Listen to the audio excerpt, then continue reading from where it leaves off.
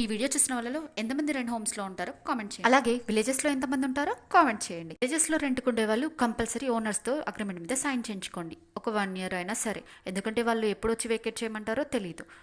మాలాగా సఫర్ అవ్వకుండా ఉండాలంటే అగ్రిమెంట్ కంపల్సరీ. అలాగే ఇంట్లో ఫర్నిచర్ కూడా చాలా తక్కువగా తీసుకోండి, ఎందుకంటే ఫర్నిచర్ ట్రాన్స్పోర్టేషన్లోనే సగం పాడైపోతుంది. అందుకే మేము బెడ్ కూడా తీసుకోలేదు.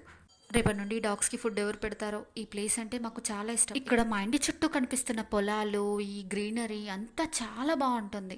మాకైతే పర్సనల్గా ఫేవరెట్ ప్లేస్ అయిపోయింది. ఆల్మోస్ట్ 3 years ఈ ఇంట్లోనే స్పెండ్ చేసాం కదా, వదిలేయడానికి చాలా బాధగా ఉంది. ఎంతైనా చిన్నదో పెద్దదో ఒక సొంత ఇల్లు అయితే ఉండాలి. ఇక్కడ నేను చూపిస్తున్నట్టు అక్కడ నా హస్బెండ్ వర్క్ ప్లేస్ చాలా దగ్గరగా ఉంటుందని చెప్పి ఈ ఇల్లు తీసుకుందాం. కానీ ఇప్పుడు ఇంకా వెళ్ళాలి. ఎవరైనా ఇలా పొలం చుట్టుపక్కల ఇల్లు ఉంటే మాత్రం కింద కంపల్సరీ కామెంట్ చేయండి అబ్బా. ఇక్కడ కనిపిస్తున్న ట్రాష్ మాత్రం మాది కాదు, ఎందుకంటే మాది లాస్ట్ ఇల్లు, అందుకే అందరూ అక్కడ పడేస్తారు. ఏమనలేం. Thanks for watching. To subscribe my channel. Bye.